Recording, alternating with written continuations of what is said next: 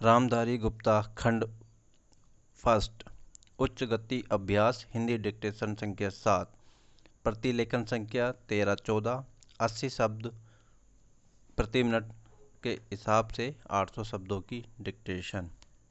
महोदय, यह भी विचार किया गया है कि जो व्यक्ति समाज में काम करता है, चाहे आविष्कार का काम करे चाहे दूसरा कोई काम करे, उसको उस समय काम में तब तक सफलता नहीं मिल सकती है जब तक कि समाज का सहयोग या समाज ने जो परिश्रम किया है या कुछ आविष्कार किया है उसका उपयोग उसको प्राप्त न हो, उसका उपयोग वह न कर सके। इसलिए जब भी कोई व्यक्ति किसी वस्तु का आविष्कार करता है तो आविष्कार करने में न केवल उसका अपना परिश्रम रहता है, लेकिन साथ ही साथ समाज ने जो काम किया होता है, चाहे विज्ञान के क्षेत्र में या प्रौद्योगिकी के क्षेत्र में या किसी अन्य क्षेत्र में, उस सबसे भी वह लाभान्वित होता है। इसलिए जब हम किसी आविष्कार के अधिकार की रक्षा करना चाहते हैं तो उसके साथ साथ यह भी विचार हमारे दिमाग में आता है, जिस व्यक्ति ने समाज के सहायता से आविष्कार किया है वह समाज को भी उसका फल अधिक से अधिक मिलना चाहिए। माननीय मुख्यमंत्री जी ने भी कहा है कि पेटेंट लॉ इस सिद्धांत पर आधारित होना चाहिए। मैं समझता हूँ कि पेटेंट लॉ के पीछे दो सिद्धांत निश्चित है।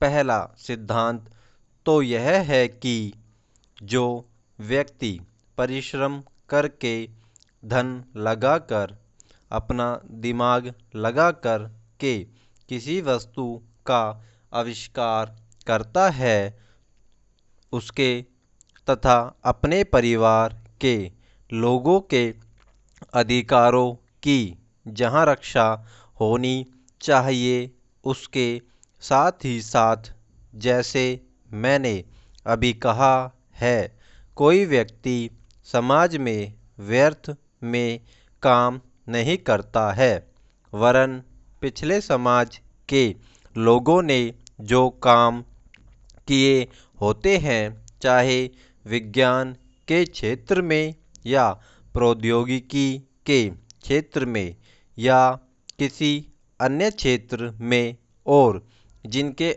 आधार पर वह कोई आविष्कार करता है, उसको उसका प्रतिफल तो मिले, लेकिन जो परिणाम हो उसका प्रतिफल समाज को मिलना चाहिए। मंत्री महोदय ने कहा है कि जो यह सिद्धांत है वह भी इस विधेयक के पीछे स्थापित किया गया है और इस बात का ध्यान रखा गया है कि जहां हम किसी व्यक्ति के आविष्कार के जो अधिकार है, चाहे धन के उपार्जन का अधिकार हो या प्रतिष्ठा प्राप्त करने का अधिकार हो, उसे प्रतिष्ठा का और चाहे धन का, दोनों का लाभ व्यक्ति विशेष को भी मिले।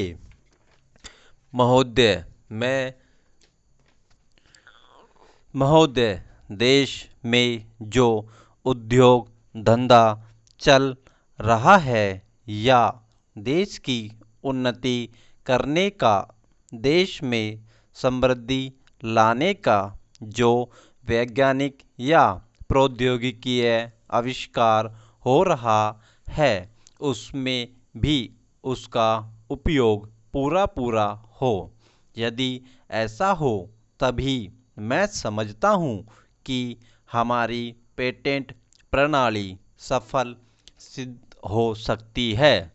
यह प्रश्न उठ सकता है कि किस सीमा तक व्यक्ति के अधिकार की रक्षा की जाए और किस सीमा तक उसके अधिकार का हनन किया जाए, ताकि समाज का अधिक से अधिक लाभ हो, समाज उसका अधिक से अधिक उपयोग कर सके।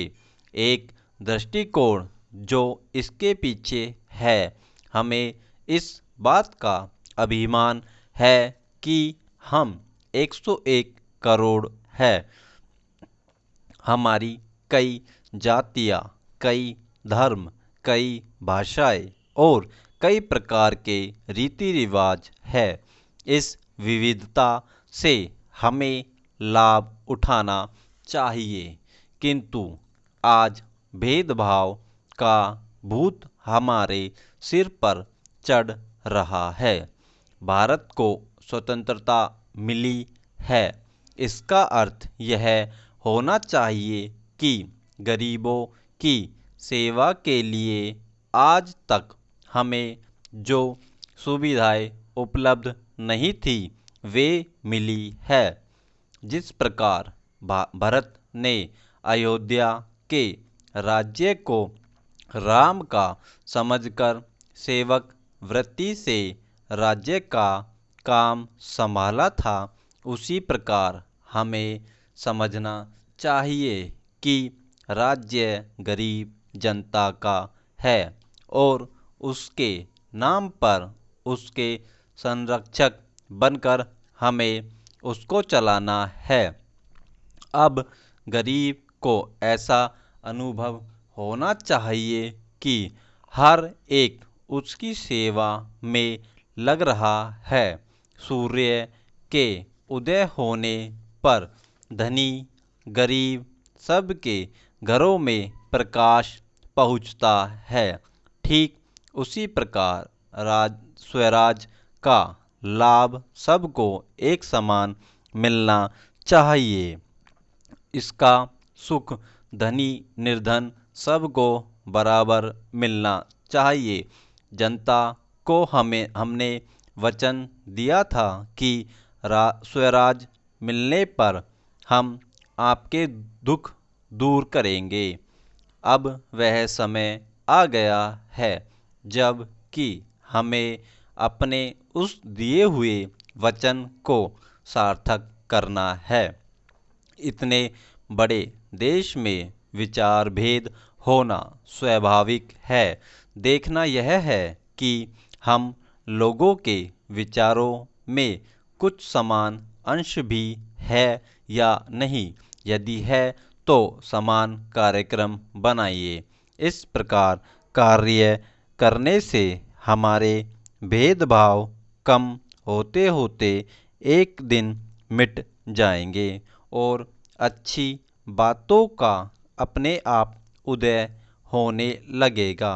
अगर उसी प्रकार भेदभाव स्थापित करने का प्रयत्न किया गया तो लोग सत्ता के पीछे पड़ जाएंगे और स्वराज प्राप्त होने का आनंद हम लोगों को नहीं मिल सकेगा।